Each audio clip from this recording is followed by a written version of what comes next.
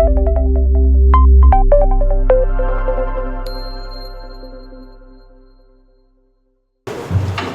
buenos días tengan todos y todas. Bienvenidos a la Facultad de Derecho de la Universidad Autónoma de Yucatán, en este campus de Ciencias Sociales, Económico-Administrativa y Humanidades. Esta mañana nos reúne la presentación del libro titulado Hacia el Pantano. Esta mañana la doctora Xochitl Mezquita será la encargada de moderar esta presentación y me permito presentar brevemente a la maestra Xochitl. Ella es maestra en Sistema de Justicia Penal Acusatorio y Litigación Oral, doctora en Derecho por la Universidad Autónoma de Tlaxcala y doctoranda en Derecho Procesal Penal por parte del Centro de Estudios de Posgrado. También es profesora de la Universidad Autónoma de Yucatán a través de esta, la Facultad de Derecho, y representante del Programa Institucional de la Universidad Autónoma de Yucatán de Igualdad de Género. Ha tenido artículos como La pena como consecuencia jurídica frente al delito, Problemas normativos contemporáneos en el derecho mexicano, capítulo del libro Determinación de las penas. Bien, pues vamos a dejarle el micrófono a la maestra Xochitl para que presente a quienes nos acompañarán en esta presentación del libro. Muchas gracias, Iquiro. Muy buenos días a todos los que nos acompañan hoy en la presentación del libro Hacia el Pantano, cuyo autor, Gerardo Laveaga, es escritor y abogado. En este orden, ha ocupado distintos cargos públicos como la dirección del Instituto Nacional de Ciencias Penales, además de la que hoy presentamos. Entre sus novelas destacan Justicia y el sueño de Inocencio. En su obra jurídica sobresale la cultura de la legalidad, Leyes, neuronas y hormonas, y Entre abogados te veas. También nos acompaña la doctora en Derecho Minerva Zapata Denis, directora de la Facultad de Derecho de la Universidad Autónoma de Yucatán, la doctora en Ciencias Sociales Rocío Cortés Campos, directora de la Facultad de Antropología de la Universidad Autónoma de Yucatán, y el doctor en Derecho Rubén Sánchez Sil, profesor de la Facultad de Derecho de la Universidad Autónoma de Yucatán. Adelante.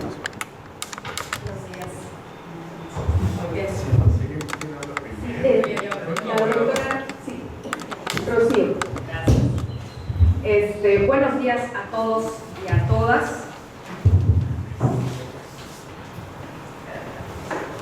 Muy buenos días a todos y a todas. En primer lugar, quiero expresarles que me siento muy honrada por la invitación que me hizo la doctora Minerva para comentar esta obra tan importante de nuestro invitado de lujo, doctor Gerardo Laveaga. Un gusto conocerte, un gusto leerte, estimado Gerardo. De entrada, Hacia el Pantano me parece una obra de gran riqueza y mérito en diferentes aspectos, por lo que tiene muchas posibilidades y vertientes de análisis y reflexión. Y como aquí todos son abogados, mi especialidad es otra, mis comentarios se irán precisamente por la senda literaria, por el análisis de la ficción. Para eso me permito recurrir a algunos teóricos importantes que nos conducirán por el camino y luego les voy a explicar por qué. El primero es George Lukács. Es el gran teórico húngaro que nos proponía un concepto muy interesante que practica Gerardo en su novela, y es por demás adecuado este concepto. Se trata de la sociología de la literatura, que estudia el contexto y momento sociohistórico, sociopolítico, socioeconómico y sociocultural en que se produce la obra, así como sus respectivas referencias. Ejemplo, ubican a Ana Karenina del magnífico León Tolstoy. En esa novela nos presenta a una Rusia zarista, en un Moscú esplendoroso, un San Petersburgo opulento con sus príncipes, sus princesas y sus zares, mientras el campesinado se moría de hambre. Todo esto en medio del crecimiento de la era tecnológica a través del telégrafo y el ferrocarril, en medio de la vasta Rusia. Eso es la sociología de la literatura en el contexto. Y junto con George Lukács hay otros teóricos importantes como Teun Van Dyck, analista del discurso, que nos dice que todos los discursos se tienen que comprender con sus contextos en particular. Y luego está Humberto Eco, que nos habla de los mundos posibles. La creación de un mundo posible se deriva gracias al contexto. ¿Por qué les menciono estos tres teóricos? Es para comprender la complejidad y dimensiones que aborda la estupenda novela de Gerardo Laveaga, porque en los mundos posibles que nos va creando hay contextos que se viven en el México contemporáneo, sobre lo que se centra el trabajo de Gerardo Laveaga, especialmente desde el actual panorama político y jurídico del país. Sí quiero señalar que desde las primeras páginas el lector se encuentra con sorpresas que impresionan y mucho, empezando por las médicas. Entre las que podemos mencionar a figuras encomiables como Sandro Cohen y René Avilés Favila. Sandro Cohen es el autor del trabajo Redacción sin dolor, tan socorrido por periodistas y escritores. ¿Y qué vamos a decir de René Avilés Favila? Grandes escritores a los que el autor de entrada rinde un homenaje en un espacio de su novela, y yo siempre he dicho que honrar. En ese sentido, qué padre, ¿no?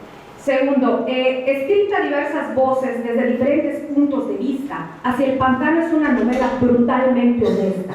Dice las cosas que muchos mexicanos pensamos, pero que no nos atrevemos a decir. Aquí aprovecho a hacer un reconocimiento muy sincero a la valentía y el coraje del autor y a su pericia para conducir su crítica en un tono verdaderamente sardónico a través de los laberintos y las oportunidades que nos conceden los géneros literarios, en este caso la novelística.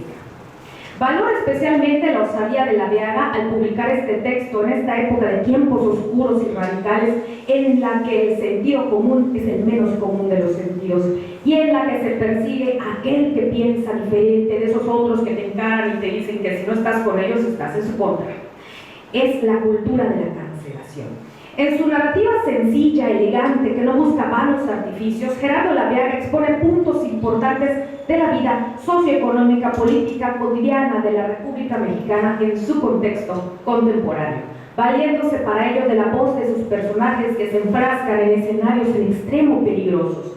Poco a poco, conforme se avanza en la lectura, Laveaga nos va exponiendo la tragedia de un país que cae a pedazos, tomado por un estado de corrupción, narcotráfico, extorsión y saqueo, en el que impera el abatimiento de los derechos humanos e incluso el resentimiento social. Nos cuenta de un país que se maneja por políticos que cambian de bandera según los lleve el viento, en el que aflora un feminismo radical que no busca quién se las hace, sino quién se las paga. Una nación dominada por el régimen de un populismo recalcitrante, donde un ciego guía a otro ciego, en donde encontramos una muy cuestionable preparación académica y profesional por parte de los integrantes del Senado de la República, que a duras penas pueden leer un texto sin tropezarse con los acentos y las comas, nos dice el autor.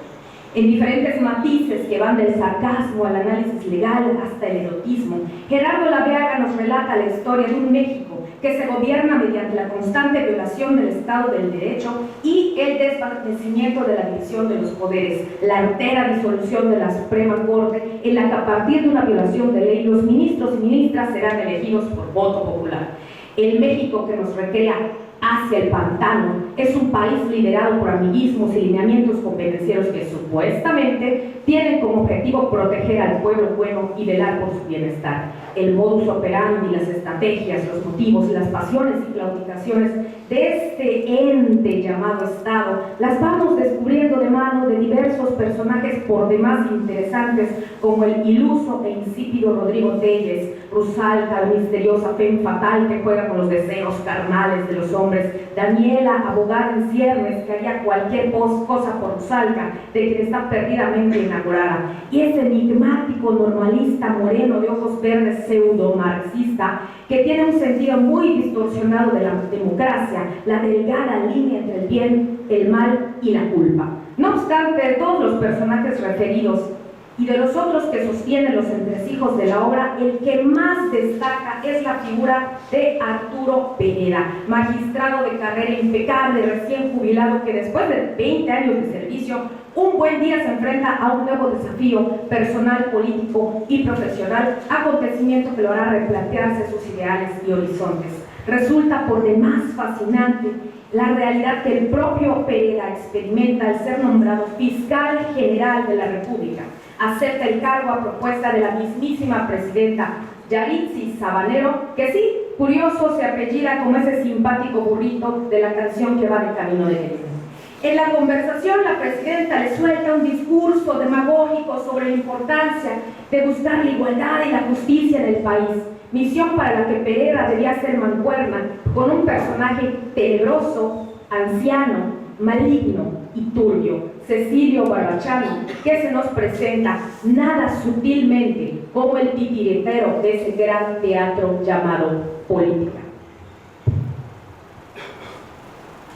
Luego de tomar posesión de su nuevo puesto como fiscal general de la República, ahora Pereira enfrenta los dilemas del día a día que corresponden a su deber. Los indignantes casos no resueltos, los presos que llevan años tras las rejas sin siquiera haber pasado por un proceso de juicio, empresarios perseguidos por supuestos adeudos con Hacienda bajo pena de prisión si no se caen con el respectivo moche, las presiones y amenazas de Barbachano para que girara órdenes de aprehensión a diestra y siniestra contra todo aquel que se opusiera al deber patriota de cuidar al pueblo bueno y sabio, sin menoscabo de violentar toda normativa legal. De golpe y porrazo, Pereira asume el desafío de jugar en una nueva cancha, que no es la cancha jurídica que conocía perfectamente bien, sino el hielo quebradizo y resbaloso y sucio de la cancha política. Y entre otras de las varias circunstancias que afronta, se estrella contra las denuncias de activistas por causas diversas, entre ellas el feminicidio, y aquí Pereira formuló una impronta muy destacable, cito: todas las vidas tenían el mismo valor, pero las causas debían combatirse con enfoques distintos.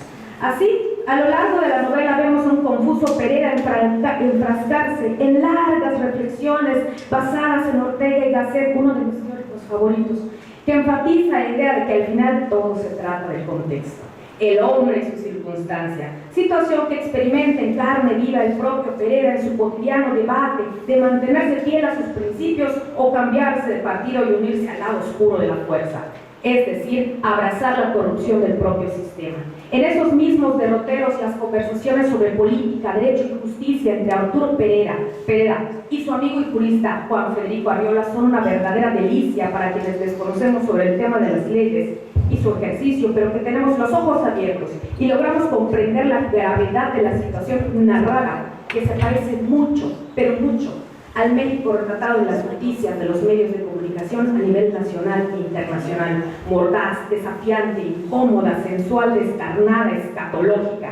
Hacia el pantano es un reto, un espejo, un foco rojo de atención para los abogados, para los políticos, para los académicos, para los empresarios, para los periodistas, para cualquier mexicano de a pie con ojos en la cara, con oídos, con un poco de sentido común y compromiso hacia su país. Con esta novela, el autor dispara un fuerte destello de luz infrarroja para mostrarnos todo lo que desde su perspectiva está mal, podrido, en el estado actual de ese México que nos reconfigura en su novela.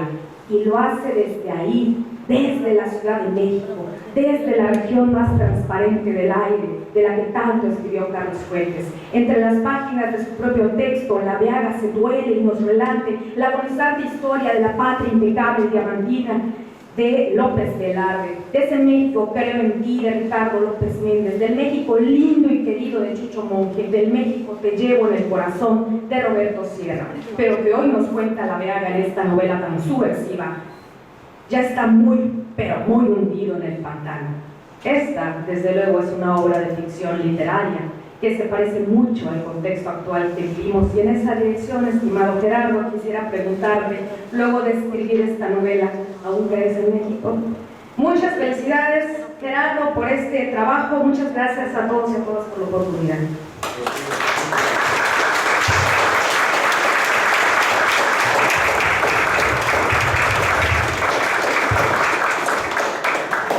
Agradecemos a la doctora Rocío Cortés, que como podemos observar su óptica, su manera de ver e opinar acerca de la novela, tiene una visión no solo antropológica, sino de autora.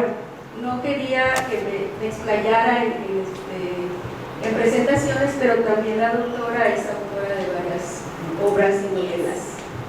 Muchas gracias, doctora. A continuación, la doctora Minerva Zapata Denis, nuestra directora de la facultad.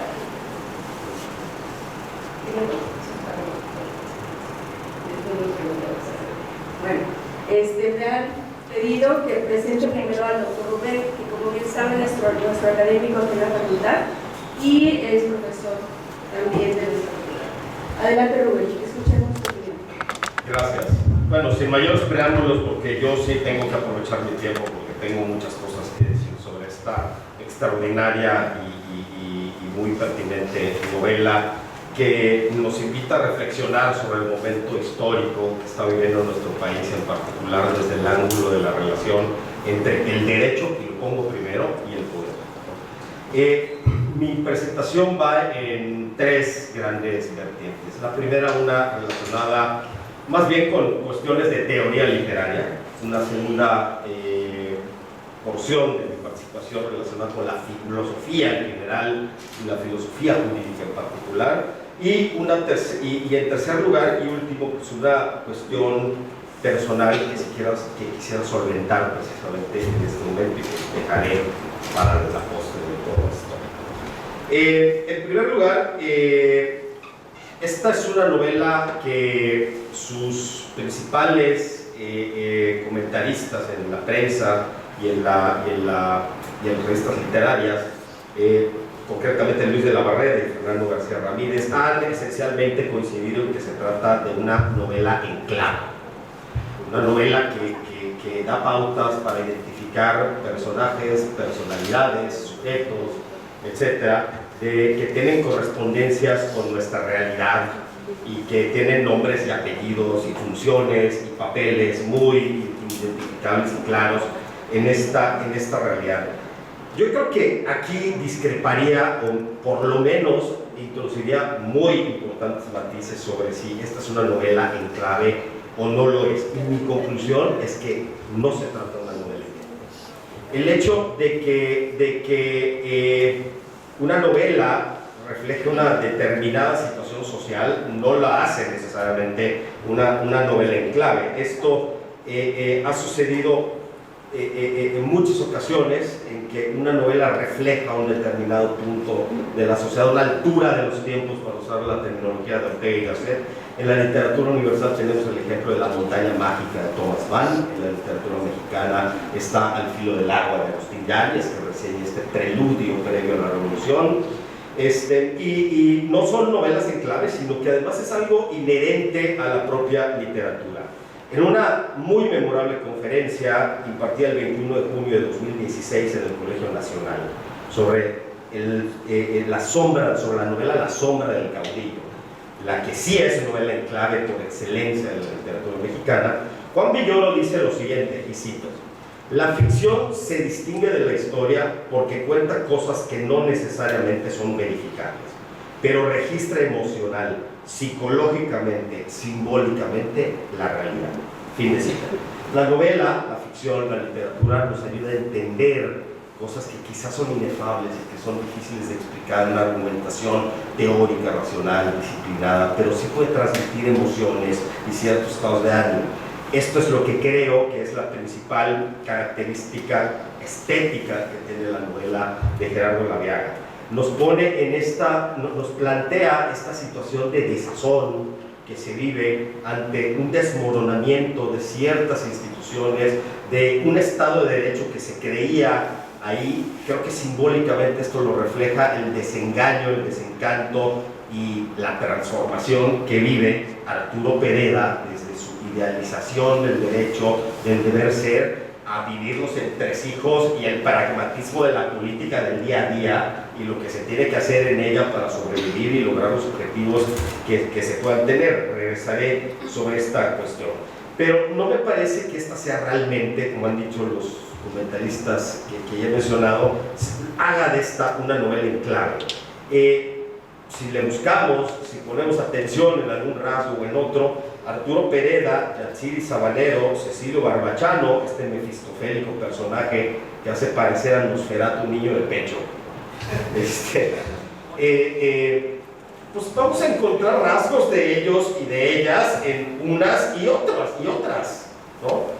Será cosa de buscarle, encontrar un personaje favorito al que le queramos endilgar cierta característica o no, pero por supuesto está sujeto a la percepción, a la interpretación y a lo que cada quien quisiera ver dentro de eso, ¿no? A diferencia, por ejemplo, de una verdadera novela en clave, que para mí me parece que el ejemplo paradigmático es Mefisto de Klaus Mann, en la que este autor retrata a su excuñado, del cual el cual calificó como el traidor por excelencia, palabras de él, y lo retrata, por supuesto, de una manera infamante en una novela que dio lugar a una de las más emblemáticas e importantes sentencias del Tribunal Constitucional alemán en materia de libertad de expresión, y gracias a la cual se pudo difundir esa novela, ¿no? Gracias a eso, bueno, esa sí me parece una novela en clave hecha y derecha. Creo que esos rasgos y esa cercanía, desde mi punto de vista, no existen en estos. Claro, a usted le puede parecer que sí, o a usted le puede parecer que no. Lo más seguro es que quién sabe y que depende. Pero bueno, esa es la discusión en materia de teoría literaria. En el ámbito de la filosofía y de la filosofía jurídica, son dos situaciones que me parecen esenciales, ¿no? La primera, el etos del jurista y el etos de la persona.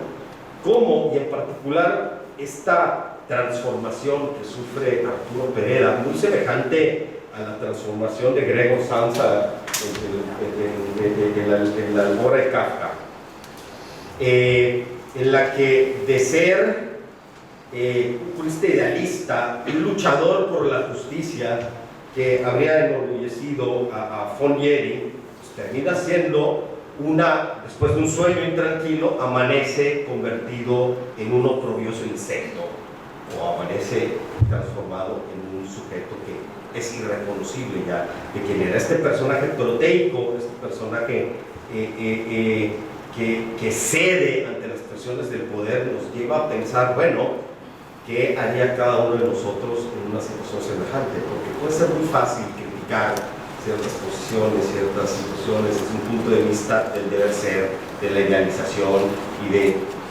un escenario deseable o paradigmático, pero nos permite reflexionar sobre las situaciones que una persona, y en particular un jurista que defiende o sostiene ciertos valores y principios, puede llegar a situarse situándose en determinadas circunstancias. Esto no pretende justificar la volubilidad de Pereda, ni pretende justificar nada, es simplemente como dije, una invitación a reflexionar sobre este tipo de cuestiones. Un segundo punto, ya propio de la filosofía jurídica, es la relación entre el poder y el derecho. Creo que esta novela, algo que ahora ya nosotros sabemos muy bien, deja muy en claro que el derecho por sí solo resulta muy poco eficaz porque necesita tener esa fuerza que le imprime el valor. León Tolstoy lo dijo hace muchísimos años muy claramente: el derecho sin la fuerza es impotencia, la fuerza sin el derecho es barbarie. Y en esta novela, que creo, por las fechas en que se publicó y demás, es anterior a la reforma judicial del 15 de septiembre, a la mera propuesta de esta reforma judicial del 5 de febrero del año pasado, quería presentar en una suerte de un cyberpunk mexicano, ese futuro distópico de qué pasaría si alguien destruyera el poder judicial o se llegara a infiltrarse y cooptar a las instituciones judiciales garantes del Estado de Derecho y manipularlas a su antojo para los fines, como dice la teoría marxista, para lograr los fines de una élite hegemónica a través del derecho y sus instituciones, ¿no? Esto que Gerardo Laveaga, al menos me parece en ese momento, era una suerte de proyección, especulación imaginativa, pues la hemos visto encarnado en alguna medida en los últimos meses en nuestro país, y esto nos da lugar a pensar. Sin duda alguna, el derecho, sin esa fuerza, sin la fuerza y el apoyo del Estado, de la ciudadanía, de la sociedad en general, es impotencia, y lo hemos visto, y lo hemos vivido en las últimas semanas. Pero también, como dice Luis Villoro, el padre del comentarista anterior, en su obra clásica sobre el poder y el valor, la mera fuerza, si esté dirigida por valores, pero más valores que tomen en cuenta, que sean objetivos, porque consideran el beneficio de todas las personas y no un grupo hegemónico, que es una idea fundamental de una república y de una democracia, pues esto es una simple imposición de la fuerza bruta, de la ley del más fuerte, más sofisticada, más civilizada, pero igual bárbara e incivilizada como León Tolstoy había puesto. Y finalmente, pues, la cuestión personal que que vamos a ponerlo así, yo sí planteo a modo de reserva y bajo protesta. En esta extraordinaria obra hay una cuestión que me parece criticable, que me parece reprochable y que me deja una desazón y un mal sabor de boca. Gerardo Laveaga en esta novela nos deja muy mal a los nerds. Y es un reclamo que yo le hago de frente, ¿no? Nos deja muy mal a los nerds. Rodrigo no es más menso porque no se echó otra maestría en Cambridge. O sea, resulta que a mí me parece un jovenzuelo, a ustedes quizá no, ¿no?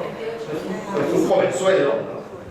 Imberbe, es un párvulo para mí, recién desempacado de sus estudios europeos, sucumbe a la primera femme fatal que le hace ojitos, ¿no? Y lo convierte en objeto de su voluntad y en una suerte de protagonista de un mal cuento del Marqués de Sade, ¿no? Entre otras cosas, ¿no? Y no para ahí la cosa, no les voy a arruinar la experiencia de la lectura, pero ahí está este personaje. Los nerds, o no todos, no somos así. Ese es el reclamo y la cuestión personal que yo haría valer en relación con esta novela extraordinaria, cuya publicación y cuya lectura es más que pertinente porque logra precisamente lo que hace la buena literatura: plantearnos ideas, plantearnos conflictos, plantearnos reflexiones y buscar las respuestas a esas cuestiones que, en aras de nuestra integridad, de nuestra dignidad humana y de buscar nuestra posición en el mundo, nos formulamos. Muchas gracias, Gerardo. Muchas gracias a la gente.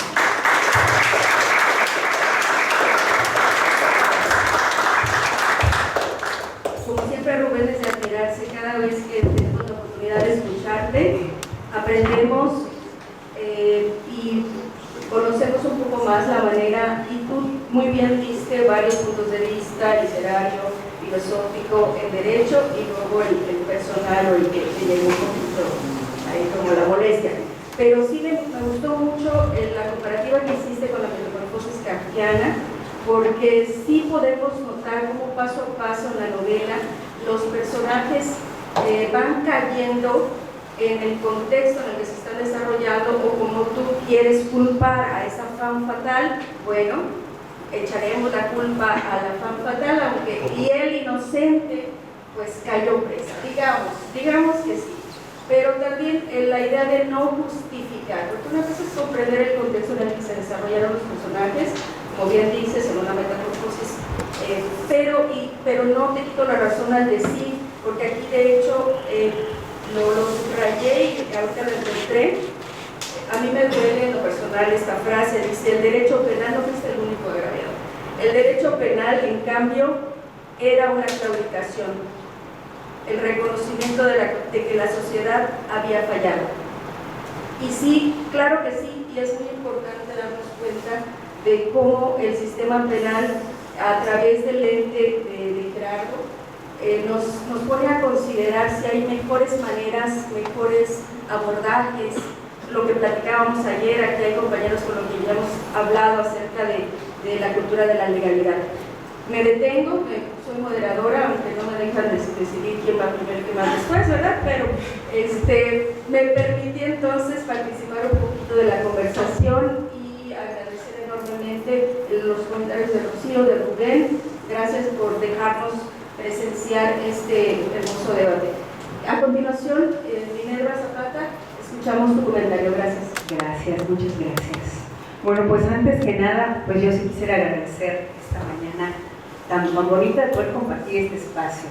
La verdad que siempre había tenido mucha ilusión de conocerte en persona, porque a través del acercamiento que había tenido de tu novela Justicia, que ahorita voy a leer también, pues gracias por estar aquí. Yo sí quisiera resaltar y agradecer también pues que esta mañana pues nos acompañan pues profesores, nos acompaña también el magistrado Rafael Rodríguez.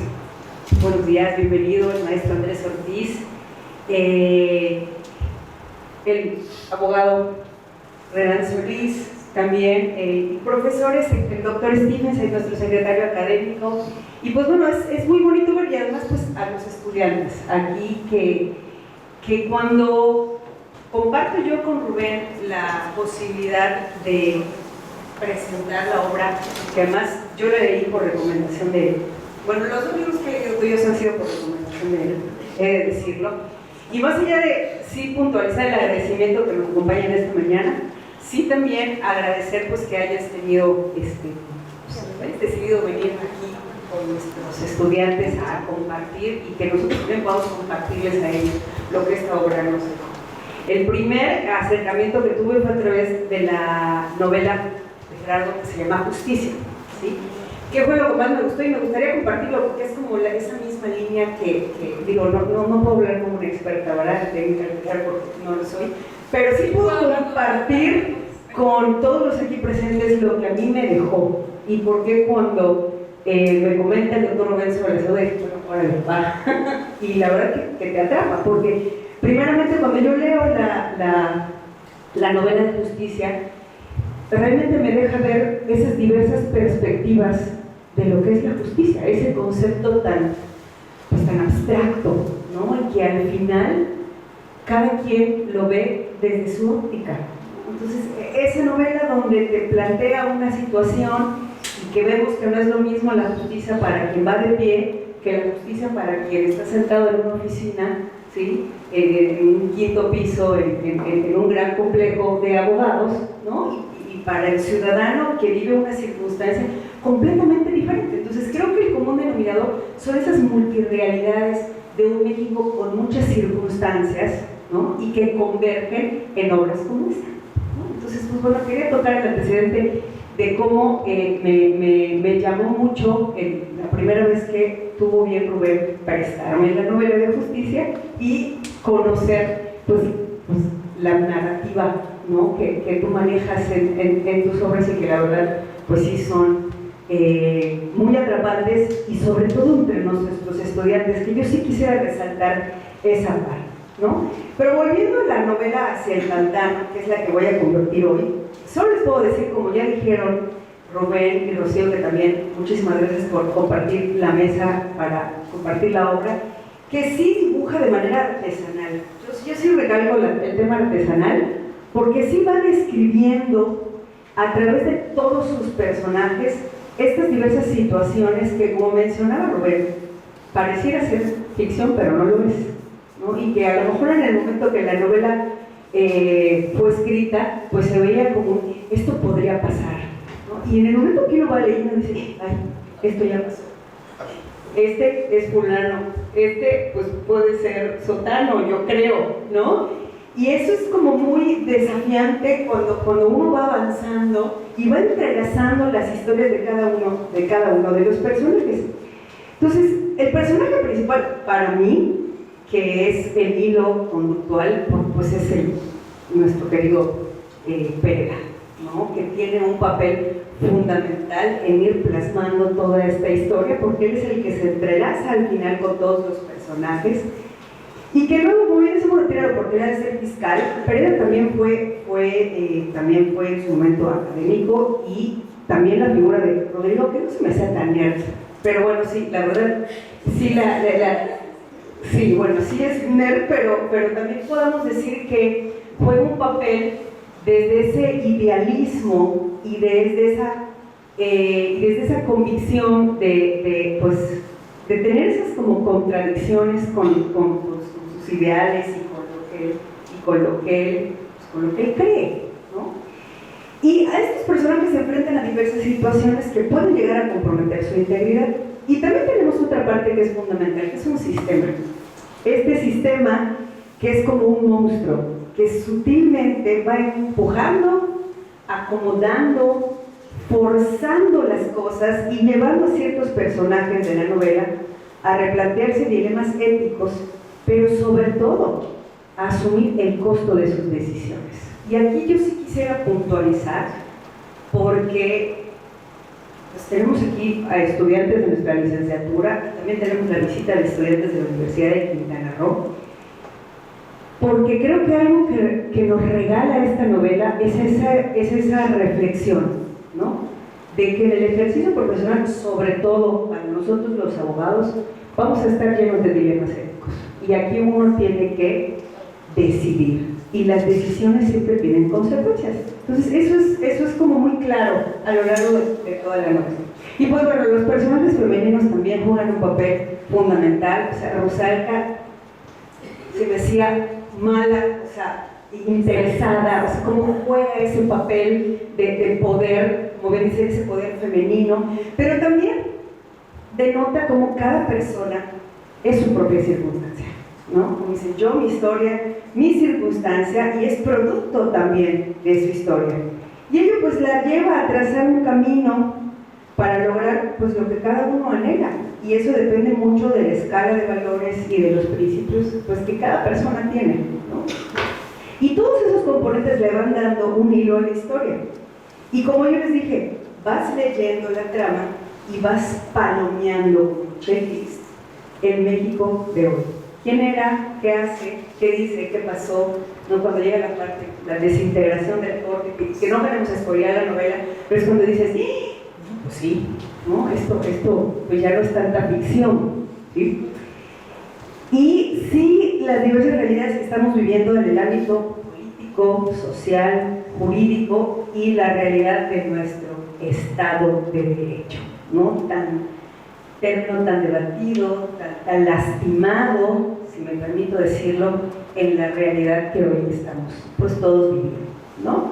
Debo decir que la historia, pues para mí tiene una narrativa que me atrapó desde el inicio, porque el entretejido de las historias de cada personaje, todos al final convergen en algún punto, se entrelazan, y cada personaje de la historia narra las multirrealidades de nuestro país. Creo que lo que me daba más vueltas en la cabeza mientras iba leyendo la historia es algo que sí quisiera compartir con nuestros estudiantes. Y lo vuelvo a recalcar porque lo dije en sus momentos. Nos toca tomar decisiones, donde uno en su ejercicio profesional tendrá que elegir entre aquello que sabemos que es ético, correcto, congruente, o aquello que no, pero que significará un voto de poder, una pertenencia a un sistema. Y aquí yo pienso mucho en el personaje de Pereda, porque en su vida profesional como magistrado se retira con altos honores. Y en el momento que le toca asumir una posición como fiscal, inicia con ideales claros, con una convicción de decir, es que es mi oportunidad de defender la Constitución, porque yo hice un juramento. Entonces, él va como que con las intenciones claras de ser congruente con sus principios. Pero el sistema, ese monstruo silencioso, pues ese juego de una política de poder, y pues también como recurre, y el papel que juega Arreola, ¿no? Arreola, sí, también les cuento, Arreola es también un personaje, creo que muy importante porque es como esa conciencia, ¿no? Es como el Pepe Grillo que tienen los personajes, y era un personaje donde Pereda acudía cuando tenía estos dilemas éticos, y Pereda en algún momento de su vida lo escuchaba, ¿no? Y lo hacía como replantearse todos estos dilemas éticos. Y aquí, cuando él acude a una parte de la novela, y a mí sí me gustaría como leer esa partecita, si me lo permiten, porque plantea muy bien todo esto que les estoy diciendo, y que yo sí quisiera puntualizar de lo que a mí me dejó la lectura hasta ahora, de lo que invitaría yo a los lectores, sobre todo nuestros estudiantes que ahora están en esa formación y se están enfrentando pues a un mundo muy vertiginoso que está lleno de dilemas éticos en el día a día. Y sí me gustaría como que leer esa parte, si me lo permiten, es por ti. Es una plática que tiene Arreola con Pereda. Arreola era como consejero de Pereda, que lo va a visitar a su oficina. Y le dice, Pereda aprieta los dientes y le dice, nadie agradece que te ajustes a la Constitución y a las leyes en este país, Juan Federico. Nadie, le contesta Pereda. Las cosas no se hacen para que te les agradezcan. Y le rebate,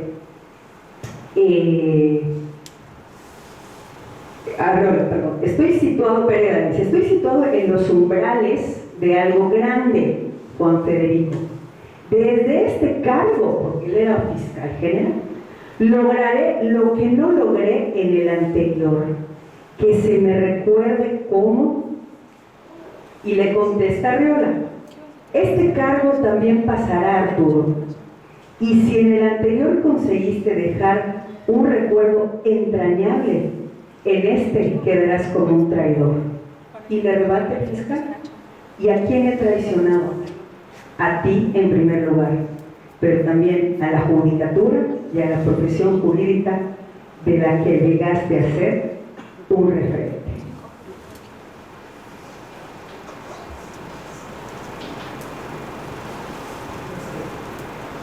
Pero por el punto aquí, muchachos, y esto es con lo que yo quería cerrar, era lo que a mí me dejó leer esta novela, la cual agradezco, porque son de esas lecturas que nos van enganchando y además nos van enfrentando con lo que creo que es la finalidad de cuando uno lee un libro, ¿no? A veces hay libros que son como para transitar, y a veces hay libros que sí, de repente te hacen mover, te hacen reflexionar, y creo que eso es lo que yo resaltaría aquí y le invitaría a nuestros estudiantes a leer la novela y a pensar que en nuestra vida profesional estaremos llenos de dilemas éticos, y aquí lo importante es, uno, actuar con congruencia y convicción, y saber que el costo y el alcance de nuestras decisiones van a ser con lo que nos van a recordar. ¿Cómo quieres que te recuerde? ¿No? Que ahí creo que el punto, y yo con esto cierro.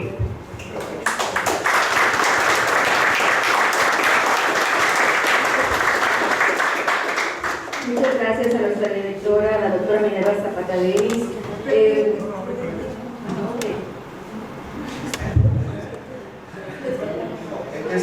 Es solamente una nota, tapeando la novela, y con esto en la página 103, que refiere una conferencia impartida por Arturo Pereda en la Universidad de Yucatán, presentando sobre el Estado Democrático de Derecho. De alguna manera, todos y todas quienes estamos aquí nos hemos insertado en tu novela, Gerardo. Muchísimas gracias por el detalle. Ahí está la universidad. Ahí está, la Universidad de Yucatán. Antes de ceder la palabra al doctor Gerardo, agradecer a la doctora Minerva por sus acertadas opiniones que siempre nos invitan a involucrarnos de manera personal en estos retos que nos presenta la vida y estar conscientes de que las decisiones tendrán consecuencias. Muchas gracias, doctora. Bueno, cedemos la voz al doctor Gerardo Laveaga. Muchas gracias. Me siento halagadísimo de estar en la Universidad Autónoma de Yucatán. Como lo he comentado con mis amigos, Yucatán me parece que es el estado con mayor identidad de todo mi país. No se me ocurre un estado que tenga una identidad más clara, más firme y más luminosa que la de Yucatán. Sus paisajes naturales, sus sitios arqueológicos, su cocina, su historia, su arte, sus danzas. Es deslumbrante este país, esta entidad federativa. En segundo lugar, Minerva, Rocío, Rubén, Xochitl, muchas gracias por sus comentarios. Y sobre todo, gracias a ustedes por acompañarme esta mañana. Cuando publiqué Justicia, recibí dos comentarios que me halagaron enormemente. Recibí muchos comentarios buenos y malos, por supuesto. Pero de los buenos recibí dos que me hicieron confirmar que había dado en el clavo. Uno me lo hizo una joven estudiante y me dijo: después de leer tu novela, decidí que lo mío es el derecho. Y recibí otro de un varón que me dijo: Gerardo, después de leer tu novela, decidí que lo mío no es el derecho. Y si yo pude contribuir a fomentar una vocación o a desanimar otra, vamos, como escritor, me siento absolutamente contento, porque eso busca un escritor: provocar, desafiar, que la gente se interrogue, ¿será, no será? ¿Conviene, no conviene? Hacia el pantano tiene en la portada un mural de Orozco, de José Clemente Orozco, que está pintado en la corte. La justicia está dormida, profundamente dormida. Alguien me decía, no está dormida, está borracha. Bueno, no, el caso es que está inconsciente, ya sea por sueño natural o inducido, mientras abajo se están las rebatingas, los pillos defraudadores, corruptos, mientras la justicia duerme o está en un sueño etílico, no lo sé. La novela, lo ha dicho muy bien Minerva, lo ha dicho muy bien Rocío, lo ha dicho muy bien Rubén, busca confrontar la realidad con los ideales. Pero en algunos casos preguntarnos, ¿no son ideales demasiado altos? ¿No son ideales imposibles de cumplir? En otras, busca decir, señores, no cumpliste el ideal, has traicionado la profesión. Pienso en los primeros. El alumno, el profesor, Rodrigo, tiene 28 años, va a dar clases, es idealista, y se voy a enseñar y voy a hacer que defiendan estos valores que yo siempre he estado convencido de que debo defender. Pero llega a dar clases y se enamora de una alumna, y la alumna se enamora de él. Y él empieza con sus dudas, es un conflicto de interés. ¿Se vale que el alumno enamore o que el maestro enamore a la alumna? No es una posición de poder que hace, y él empieza a tener un montón de dudas. Es un hombre con demasiadas dudas. Dice, oye, no podemos salir, déjate tonteras. No, es que es un conflicto de interés. Por eso tengo una pequeña acotación cuando hablan de la novela en clave.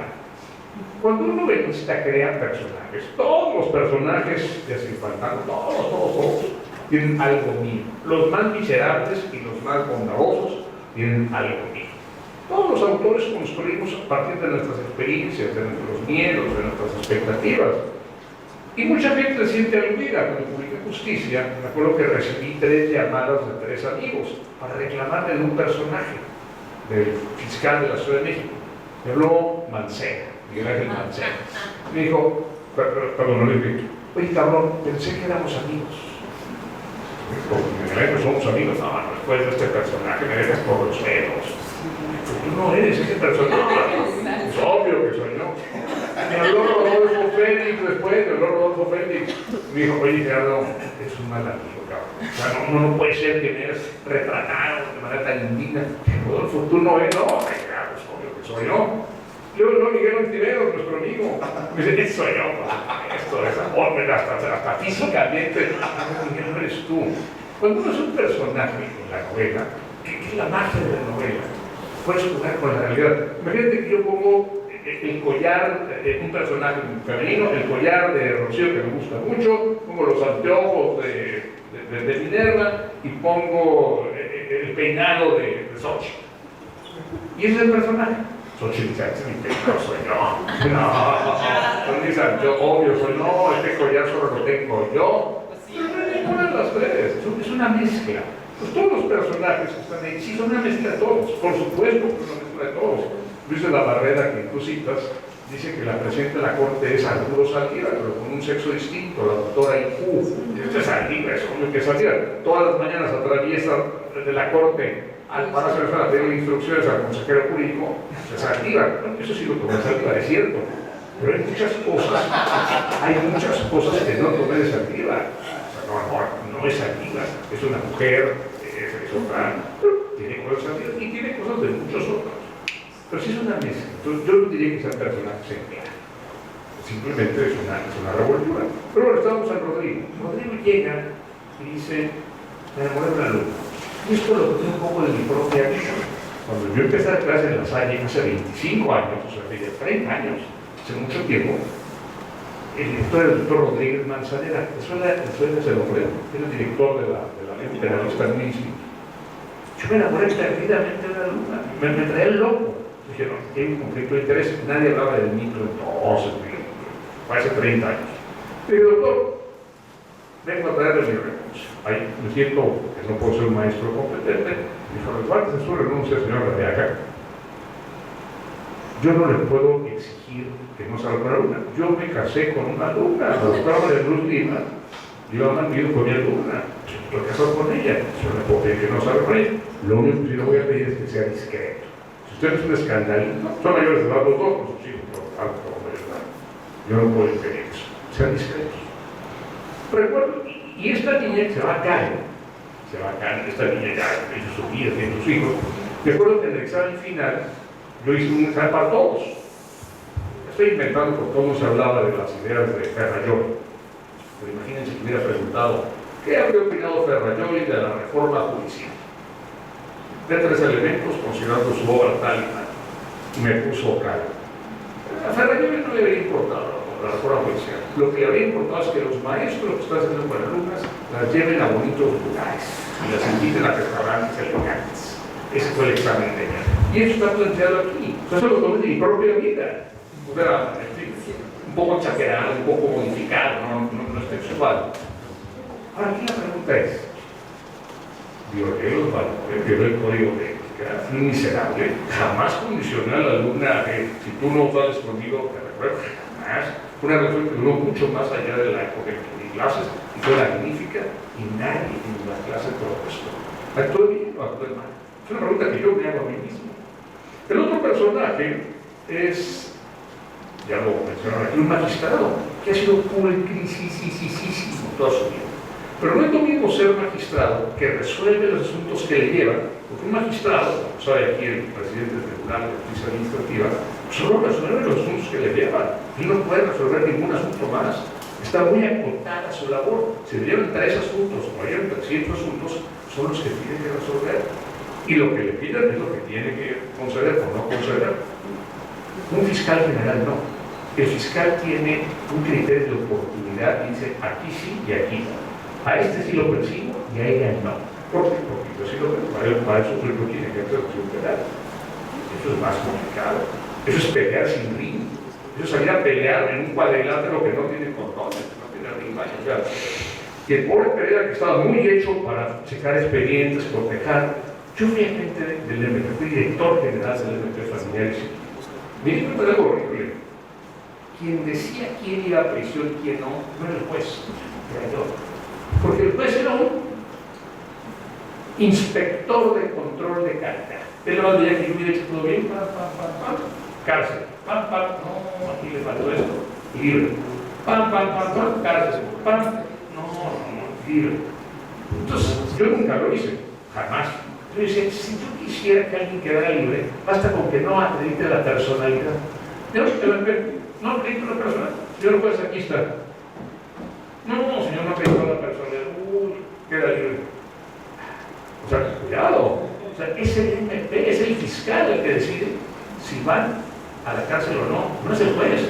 El juez es un inspector de control de calidad. Si digo ahorita de rebates, me robo que le diga Ricardo cuando es así. Pero eso fue mi experiencia personal. Y el fiscal de verdad no está capacitado para eso. De pronto se conecta con no es lo mismo cotejar expedientes y checar si no, que tomar decisiones. Y el tercer personaje, este joven moreno de ojos verdes que tú mencionabas, Rocío, es un luchador social y quiere cambiar el mundo y le repatea que haya gente tan pobre y gente tan rica. Si voy a cambiar el mundo, pues por la forma que tiene es tomando casetas de cobro, bloqueando carreteras, se da cuenta que eso no está llevando nada, que simplemente está siendo un instrumento de otros para salirse con la suya y se dedican a robar casas, se acaba robando casas. Bueno, y en su narrativa él inventa, mira, robar casas es una manera de hacer justicia social, porque la gente que tiene más de quito y yo puedo crear otros mercados y beneficiar a otro grupo que tiene menos, ¿se vale o no? Por supuesto que no. ¿Se vale que hubiera sido con una alumna o no? Dice, sí, son mayores de edad, me han dicho el doctor Rodríguez, diga, no, qué horror, violaste los códigos más elementales, Gerardo. ¿Se vale que Pereira no esté capacitado para esto? Y ven cómo el tema de la corrupción, yo fui subsecretario en la función pública, en temas de corrupción, yo fui presidente del PAI, yo fui, bueno, estuve muchas veces metido en esto. Y me hago preguntas, por ejemplo, si yo voy a tramitar un pasaporte, me dan rápido el pasaporte de migración, le doy 1,000 pesos, muchas gracias, y el agente de migración se mete el dinero, ¿es corrupción o no? ¿Qué dirían? Pues diría que sí, corrupto, usted está pagando, señor, su trabajo y su obligación, Pero si yo voy a desayunar a un restaurante o a comer a un restaurante y le debo al mesero 200 pesos, pues no diría que es corrupción. Señor, gracias, jefe. Ya sabes, un panchito, para la próxima vez me da una buena cita, como siempre, patrón. Es un sobresueldo. Y estoy comprando que la siguiente vez me atienda bien. En el primer caso se ve horroroso, se ve horrible. ¿Por qué le da dinero a esta migración? O al policía. No. Oiga, déjeme, me pasé el año, pero mire, déjeme. Bueno, por eso. Se ve horrible. Pero en segundo caso se ve el mesero, no. Porque mire, qué mal pobre estudio. Le digo, no es un gobernador, no de Yucatán. Se comenta que aquí hay una corrupción terrible. Mire, sí, pero los pobres muchachos ganan 5,000 pesos al mes. Imagínense, tienen que mantener a su familia, tienen hijos, trabajan un montón, el turno de 72 horas a veces. Si ustedes dan 1,000 pesos, pues es una ayuda para ellos. Y si consiguen 5 al mes, que les den 1,000 pesos, o 10 al mes, que les den 500, pues ya duplicaron su sueldo. Ya no es una carga para el Estado. Ganamos todos, gana la sociedad. Gano yo como gobernador y ganan todos. Un tema muy cultural, un tema una narrativa muy obvia. De eso trata mi novela, los ideales y la realidad. Hasta dónde se pueden tergiversar y saltar los límites. Y los personajes, pues algunos los logran y algunos no lo logran. Me decía Rubén, estoy muy molesto con los demás, el pobre chavo no lo logra. Mujer con la que se relaciona, mujer que le engaña. Entonces se siente, Rubén se siente francamente lastimado. Aquí tenemos un tema también de carácter sexual. Las mujeres son más fieles que los hombres. Yo se lo preguntaría a Rocío, a Eva, a Gótica. Las mujeres son más fieles que los hombres. Yo he llegado a una conclusión, no, son más discretas que los hombres. Son mucho más discretos que los hombres. Perdón, el tema de la novela. Pero no pueden ser más fieles.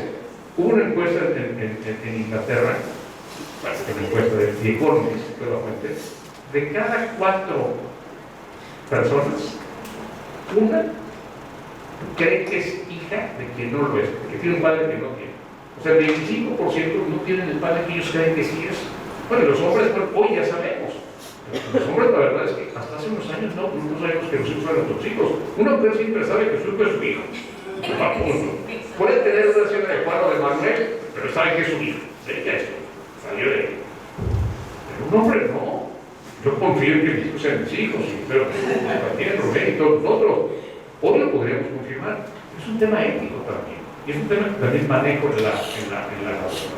Pues bueno, ética, derecho, son un poco los temas que manejo y les agradezco mucho que estén aquí y que estén escuchando lo que hemos dicho. Y si se puede, señora directora, me gustaría un intercambio con el propio Rubén, con Xochitl, si hay tiempo, claro. Y si tienen interés, bueno, tienen interés.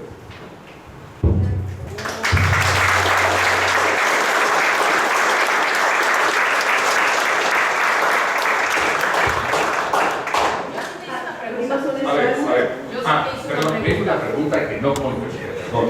Que si estamos en el pantano o vamos hacia allá. La novela original se llamaba En el pantano, es el nombre original. Y me dijo la directora de Alfaguara, oiga, no está muy bonita la novela, el título es muy desazonante, la gente no la va a comprar. Yo lo que empecé los comerciales, el pantano suena como que ya estamos jodidos. Cerró sí. La directora Mayra. Y dije, bueno, mira, ¿qué le pones en el pantano rumbo al pantano? O sea, el pantano, eso es el pantano, sí. Entonces la idea fue de la ponerse el pantano, pero yo originalmente le he puesto en el pantano. No sin contexto de mano, yo sí. Pero en México sí. Si no creía en México, no estaría practicando aquí, no estaría escribiendo, no trabajaría, no haría todo lo que hago. Claro, en México, pero también creo que todo el mundo bien complicado. Pero si no creía, no estaría aquí en el a otro país. Lo estaría tratando de ir a otro país. Gracias. Dime, Rubén, ¿quieren hacer alguna cosa? Abrimos un espacio para preguntas para el autor.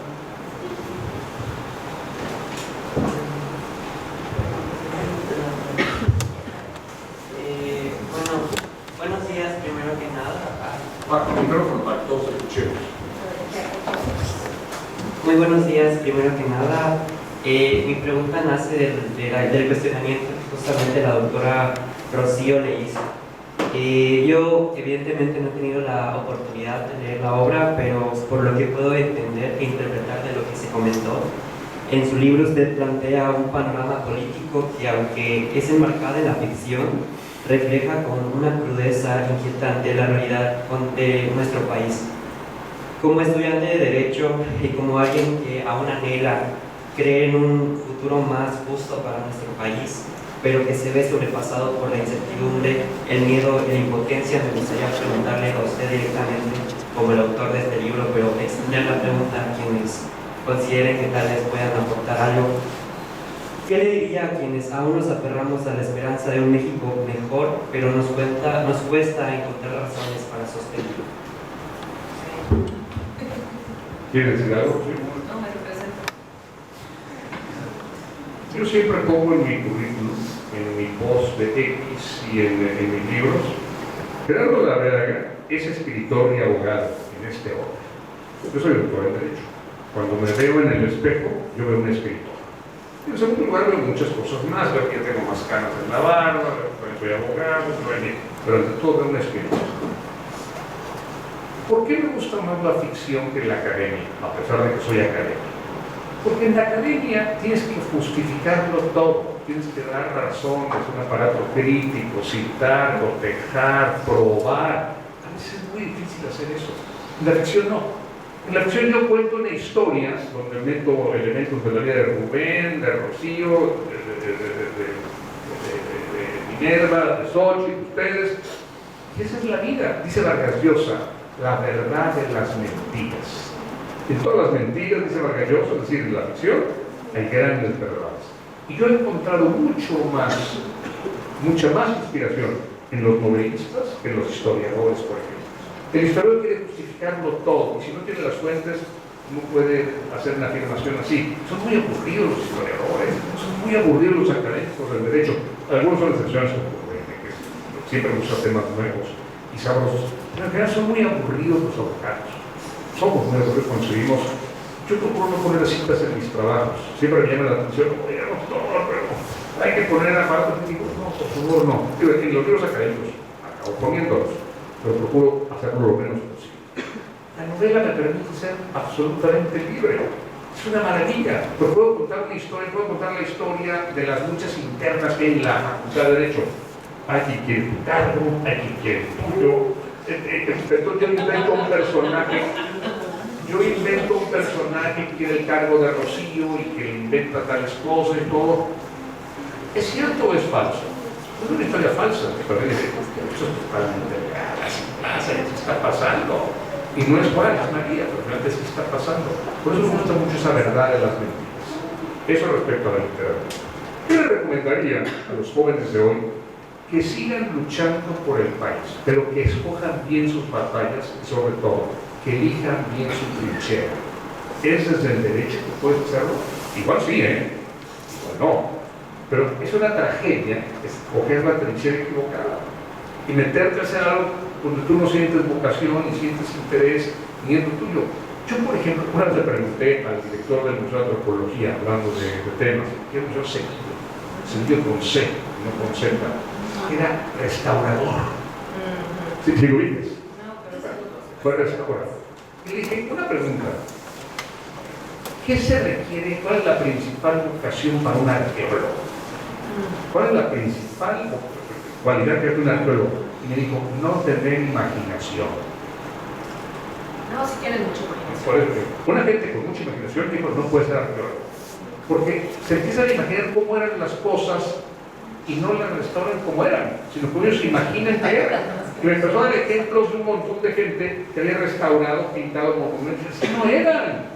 Un arqueólogo tiene que decir, esto era así, te guste o no, punto. No sabemos de qué color estaban pintadas las pirámides mayas, sabemos que estaban pintadas, y hay vestigios de pintura, pero hay gente que quiere pintarlas otra vez. Es un disparate. Si eres una persona muy creativa, no te dediques al derecho. Si eres una persona muy creativa, dedícate a tocar el cello, dedícate a componer música, dedícate a hacer películas, dedícate a pintar cuadros, o ser contadora, o sea, Pero el derecho es muy aburrido. Rubén, quiero que defiendas esto, por favor, estoy siendo muy duro. Es muy aburrido el derecho. El derecho es aplicar instructivos, esto se puede, esto no se puede, no te puedes sentar así, el portafolio tiene que estar a la izquierda, tienes que poner la mano a la derecha, no puedes traer esa camisa, no puedes estar sentado a tantos metros, tienes que acercarte más. Mira lo que dice el código, no. No seguir instructivos o hacer los instructivos. Entonces, mi sugerencia es, elige tu trinchera, y una vez elegida tu trinchera, elige tus batallas. Y si sí merece la pena la batalla.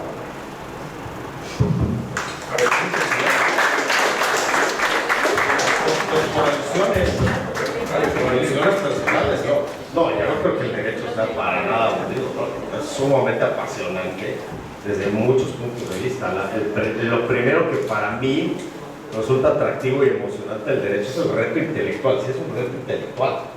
O sea, formular un concepto de violación a mí me parece mucho más entretenido, mucho más útil, mucho más significativo que jugar sudoku.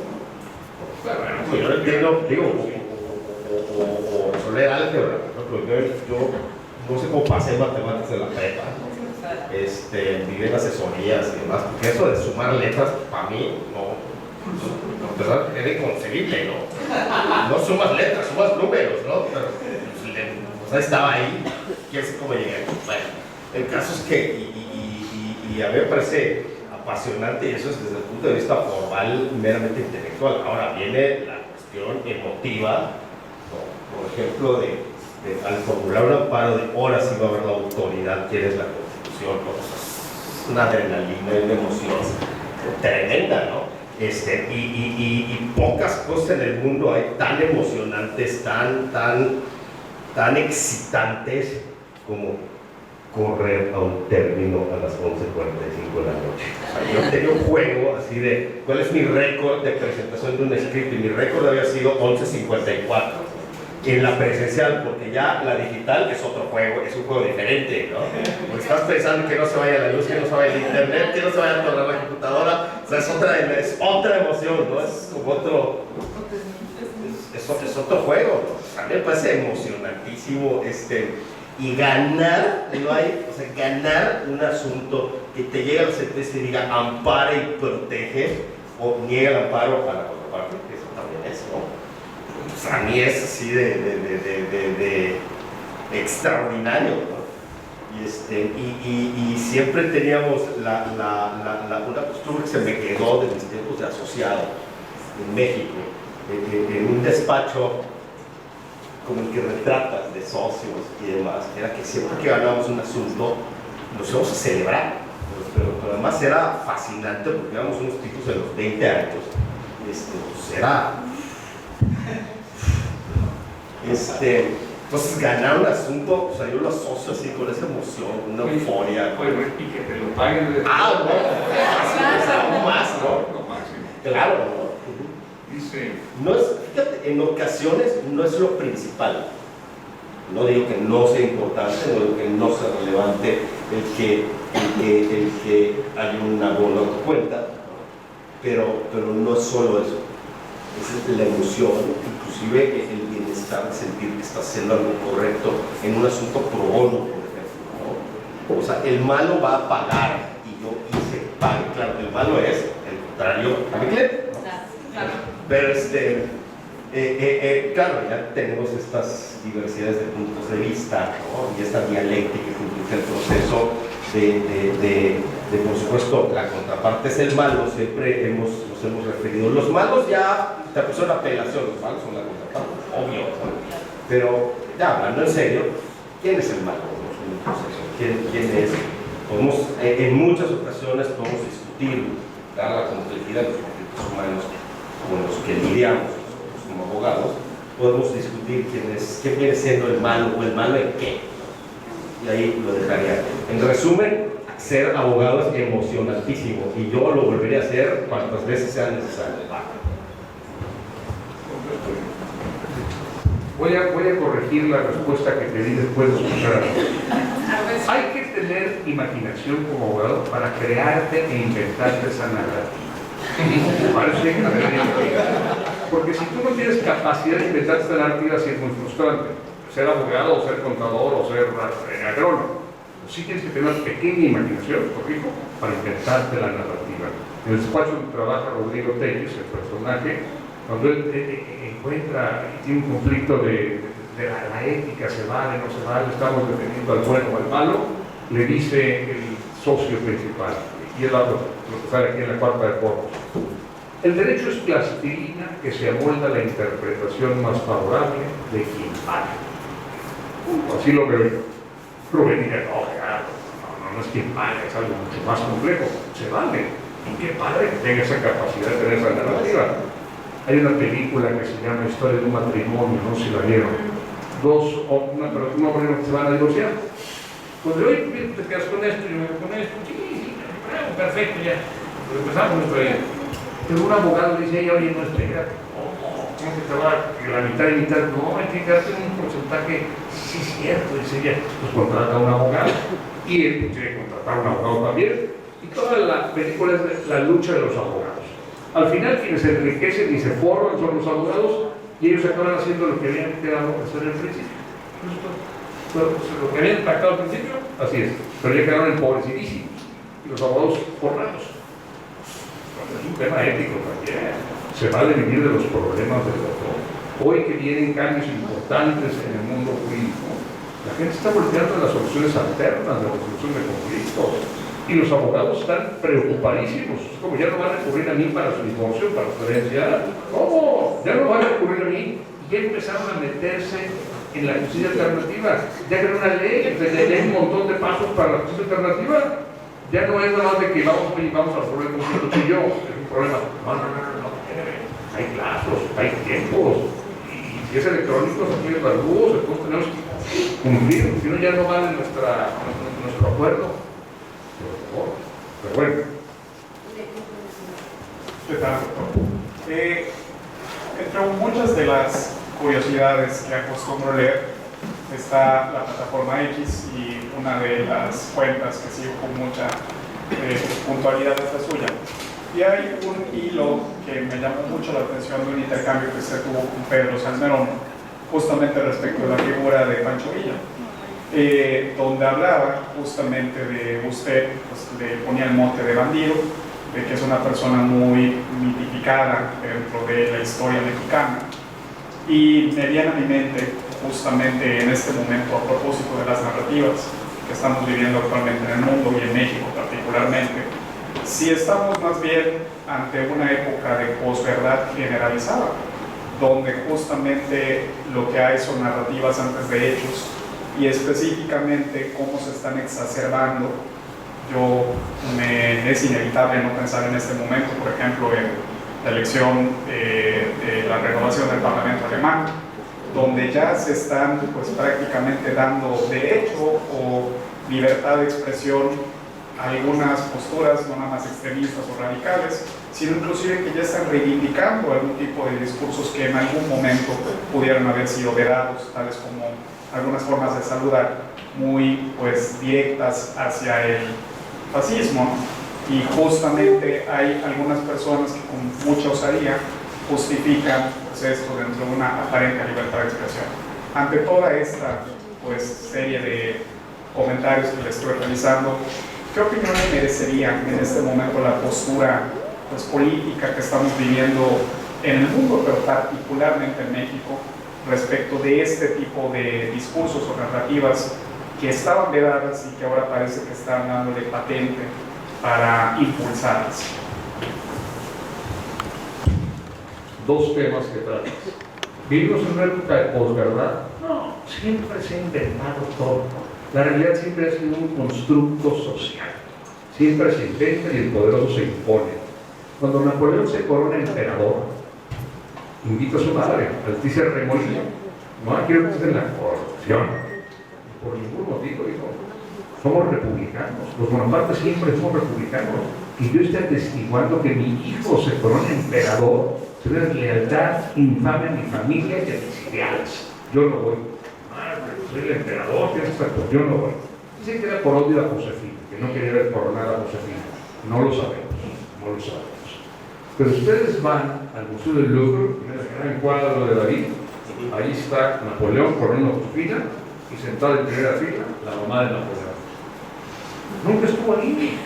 La pintó el pintor la metió. Napoleón le dijo, pon a mi mamá. Entonces, mira, fue la mamá. Nunca estuvo la mamá ahí. Era posverdad. Lo que pasa es que antes ahora se tenía la pintura, ahora se tiene un montón de redes sociales para hacer lo que necesitamos. Siempre ha sido así. En la Segunda Guerra Mundial, Churchill mandaba a imprimir periódicos, no sé que Hitler había muerto, y los alemanes mandaban a imprimir periódicos que Churchill había sido asesinado por un comando alemán para darle ánimos a las tropas. Siempre se han inventado cosas. Ahora, la narrativa también es muy importante. Pedro Sánchez y yo somos buenos amigos, pero nos picamos mutuamente y siempre con mucho respeto. Pedro, tú lo has hecho muy hábilmente. Gerardo es un gran lector. Sí, Pedro, sí, Gerardo, Pedro. Pancho Villa me parece un personajazo de novela. Lo mismo que Chucho el Roto, lo mismo que Cuauhtémoc, cumpleaños en estos días. Pero son personajes, por lo menos Pancho Villa y Cuauhtémoc, fracasados. Pero los fracasados también dan para grandes cuentos, para grandes novelas. Pancho Villa era un bandolero, era un asesino, era un violador. ¿Qué hizo por México? Y la gente dice, oye, no se vale, yo lo he dicho muchos amigos de Chihuahua, oye, no se vale que esté en el Congreso con letras de oro el nombre de este bandido que mató a mi bisabuelo, que saqueó mi hacienda, que violó a mi abuelo, o sea, era un miserable. Yo le digo, oye, más allá del personaje literario, que es muy atractivo, hablar de violadores, de asesinos seriales, de Jack el Destripador, de Dr. Mengele, son de los más interesantes. Son los miserables asesinos, pero son interesantes. Hitler es un buen personaje de novela. Pinochet, los grandes asesinos, Tamerlán era un loco que le dice a la ciudad, si ustedes se rinden, les doy mi palabra de que no derramaré una gota de sangre. No derramaron una gota de sangre. Salen todos rendidos con las armas y ordenan enterrar vivo a toda la población. No derramó una gota de sangre, cumplió, pero entonces enterró vivos. Asesino, pero qué interesante para una novela, ¿no? Es un gran personaje de novela. Pancho Villa es un personaje de novela. ¿Alguien me puede decir qué hizo Pancho Villa por México? ¿Cuál es la aportación a la grandeza, a la fortaleza del país? Peleó por aquí, peleó por allá, mató aquí, mató allá. Alguien dice, no, es que contribuyó a que llegara Madero. Pues sí, pero también contribuyó a que fue un baño de sangre horrible y todos han contribuido a algo, ¿no? Yo pues que Hitler también contribuyó a que en la Primera Guerra Mundial perdiera Alemania. Entonces, puede inventar cuentos, pero en términos reales yo no sé si alguien fue así que hizo Villa. Pedro no me lo ha dicho, ni pública ni privadamente. Pero yo reconozco que es un gran personaje de la literatura.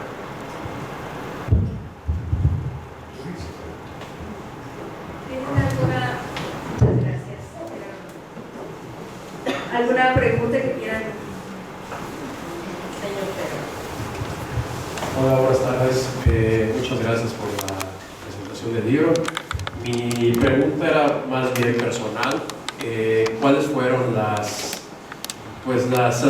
no las aspiraciones, los anhelos, que lo llevó a escribir el libro? Porque bueno, yo tengo pendiente de leerlo, pero pues, por lo que han podido decir, me parece que es una novela, es una crítica social, es una sátira, es una novela negra sobre México. ¿Qué fue lo que lo llevó a escribir personalmente? Y cómo, se lo digo yo también, como aspiro a poder algún día escribir sobre todo crítica social, ya que vivimos en un mundo, me parece, y sobre todo México, más que ningún otro país en el mundo, por una extrema falta de autocrítica.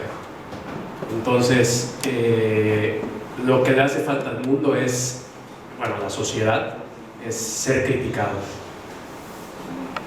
Ser criticado, porque con la autocrítica o la crítica proveniente de sujetos externos se purifica, se limpian las asperezas y al final el producto pues es como una joya, es un diamante, simplemente vas limando hasta que va quedando el producto indicado. Entonces,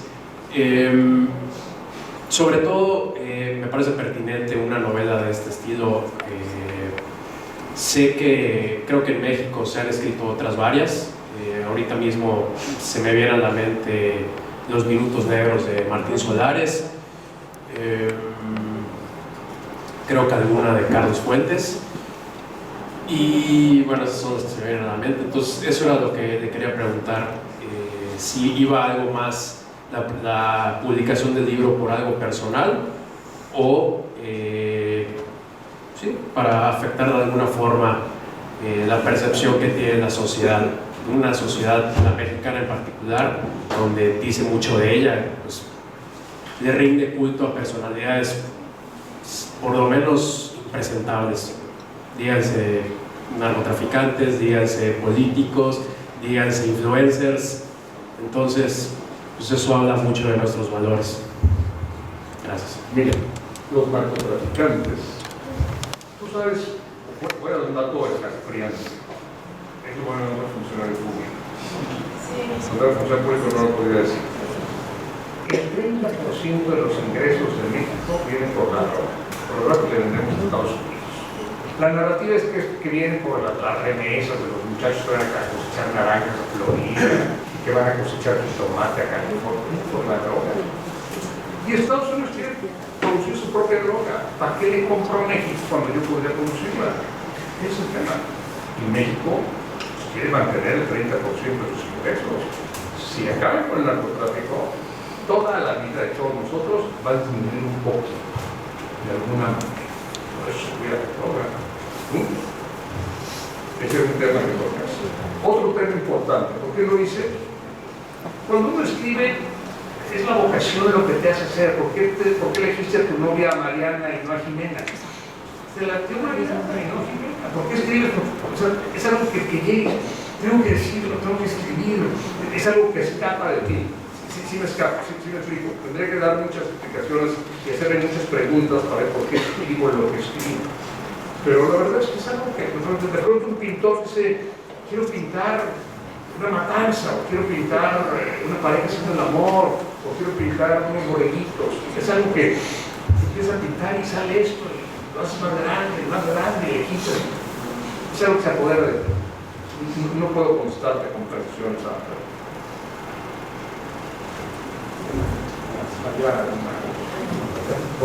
Una nota a lo que... Perdón, rapidísimo.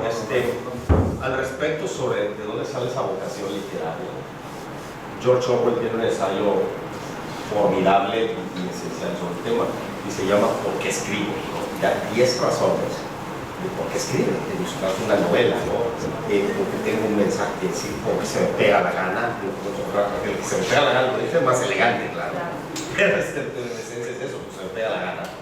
Yo tengo algo que decir porque quiero compartir una visión con 10 puntos de por qué lo recomiendo, debe estar disponible en internet, en una edición de los ensayos de Orwell. Que me interese el punto. Creo que es un texto fundacional para entender todas estas motivaciones del arte literario.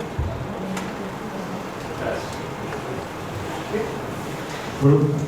Bueno, primero que nada felicitarlo por su nueva obra. Agradecer igual a la Universidad de la UADY por la invitación que tenemos, por la oportunidad de estar acá. Y bueno, usted comentaba que ha ocupado cargos dentro del gobierno y por lo consiguiente convive o ha convivido con figuras políticas que muchas veces están envueltos en temas sensibles a la opinión pública. Yo personalmente sueño con algún día, así como usted comentaba, ¿no? Que me llame el jefe Mancera. Oye, bueno, ¿qué pasó con eso, no? Ya me perdonaron, me perdonaron de una cadena que ellos inventaron, pero ya me perdonaron. Sueño con algún día, pero lo escribí acá para que no se me olvide. Sueño con algún día ocupar un cargo en donde pueda generar un impacto real y positivo a la sociedad en materia de seguridad. ¿Cómo me recomienda usted navegar dentro de ese mar que muchas veces resulta tormentoso, difícil, desafiante, para poder llegar a mi destino sin sufrir pérdidas, ¿no? Personales, ya sea en mi ética, en los valores, en los principios, incluso de mi propia vida, para llegar a esa No hay manera, lo dijo muy bien Minerva. Cada decisión que tomes te va a costar. Cada decisión que tomes vas a dejar un poco de tu piel ahí. Pero no hay manera de llegar involuto, no hay forma, no hay manera. Ahora, ¿qué te recomiendo? Que leas historia, lee las biografías de los grandes políticos, ve cómo hizo Roosevelt, cómo hizo Churchill, cómo hizo De Gaulle, cómo lo hizo Obregón, cómo lo hizo Calles, cómo lo hizo Villa. Hay muy buenas biografías de Villa. Digo, Villa para ser un bandolero, Calles para ser un gran creador de instituciones, pero todos mataron, violaron, pisotearon. Algo de eso digo, señor presidente del tribunal, en mi libro de Hombres de Gobierno, donde hice la biografía rápida, la semblanza personal, de los estadistas que más me seducen a lo largo de la historia. Escogí una colección que es muy arbitraria, y estos 54 son los que más me gustan. Y estas de Hombres de Gobierno que vi que traía, ahí trae el presidente del tribunal, se llama Hombres de Gobierno. Pues son los que más me gustan. De todos los personajes de la historia, el que más me gusta de todos, hombre, mucha imaginación, Inocencio III, el Papa. Escribió una novela que se llama El sueño de Inocencio. Este Papa inventó las llaves cruzadas del Vaticano, que hoy siguen siendo la bandera. Si yo te abro las puertas, entras. Si yo te las cierro, no entras. Inventó la confesión. Cuéntame con quién te acuestas. Cuéntame con quién haces negocio. Solo a mí, hijo mío, solo a mí. ¿Y yo te puedo perdonar? No, perdonar. Dale el poder que dio el Papa Inocencio III. Cuando el rey de Inglaterra le dice, yo no te sigo, yo no te voy a obedecer y no te respeto, le dice, bueno, hijo mío, lo lamento mucho. A partir de hoy, tus súbditos quedan desligados de la obligación de obedecerte, ya no es su reino. Y ya Inglaterra no es tuya, se convierte en feudo papal. Y el rey Juan de Inglaterra se quedó sin tierra, y pasó la historia como Juan sin tierra. El Papa Inocencio III es la época en que los varones se levantan contra él y le obligan a firmar la Carta Magna en 1515. Pero es de lo que hizo Inocencio III. Inocencio III crea el matrimonio indisoluble, lo que une a Dios no lo separa el hombre. Inocencio III crea a la primera policía de la iglesia, que eran los perros del Señor. Los perros del Señor, que vigilaban que hubieras confesado, dado tu limosna, el diezmo, eran los domine cane, hablando de latín. Domine cane, ahora se conocen como dominicos, domine cane, eran los que quemaban a los herejes. Inocencio tiene una imaginación desmesurada y hoy seguimos la línea de Inocencio de hace 750 años. Para que no tocaran a su gente, inventó que tenían un poder, que tenían el poder de hacer así sobre un pedazo de pan y convertirlo en el cuerpo de Cristo. Pueden hacer así sobre una copa de vino y convertirla en la sangre de Cristo. Cuarto Concilio Lateranense, 1216. Antes nadie pensaba en las hostias y en el cuerpo de Cristo y en la sangre de Cristo. A partir de 1216, tú tomas el cuerpo de Cristo y la sangre de Cristo. Esa es imaginación. Ese me encanta. No son mis obras de gobierno, pero perdón, me desvíe. Contando tu pregunta, lee vidas de políticos, lee historias de abogados, de grandes abogados. Y eso te va a dar muchas pistas, pero malas noticias. Vas a dejar la piel.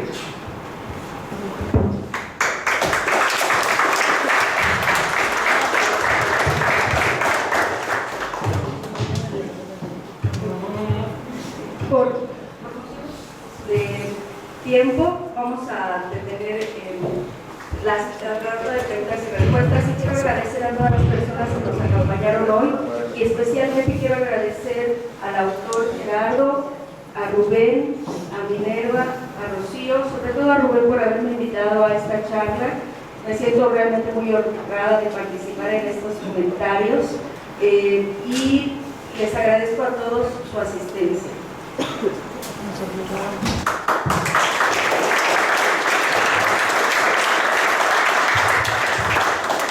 Bien, pues ahora vamos a pedirle a la directora de la Facultad de Derecho, la doctora María Minerva Zapata Denis, deje su papel como presentadora del libro y nos apoye ya como directora también para el mensaje final y la entrega de constancias de esta actividad.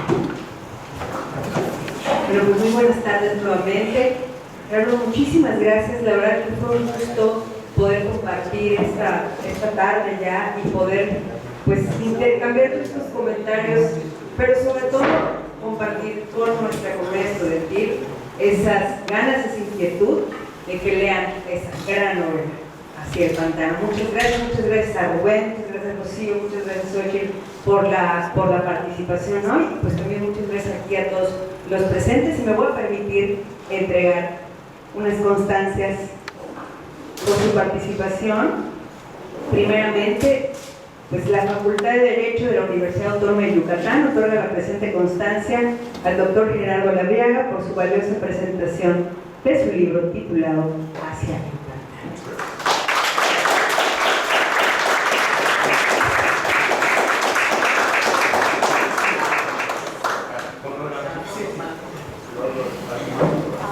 Sí.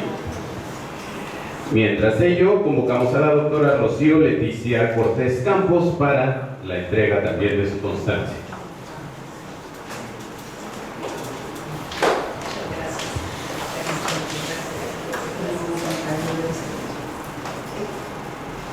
Ahora invitamos a recibir su constancia al doctor Rubén Antonio Sánchez y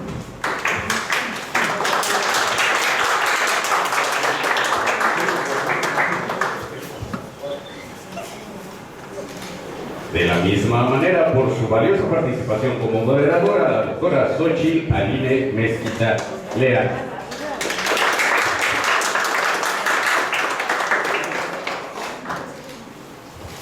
Invitamos ahora al secretario académico de nuestra facultad, el doctor Stephen Urbina, haga entrega en presencia de todos nosotros la constancia a la directora de la Facultad de Derecho, la doctora María Minerva Zapata Denis, también como parte de este grupo de presentadores. Muchísimas gracias. Vamos a tomar las fotografías finales.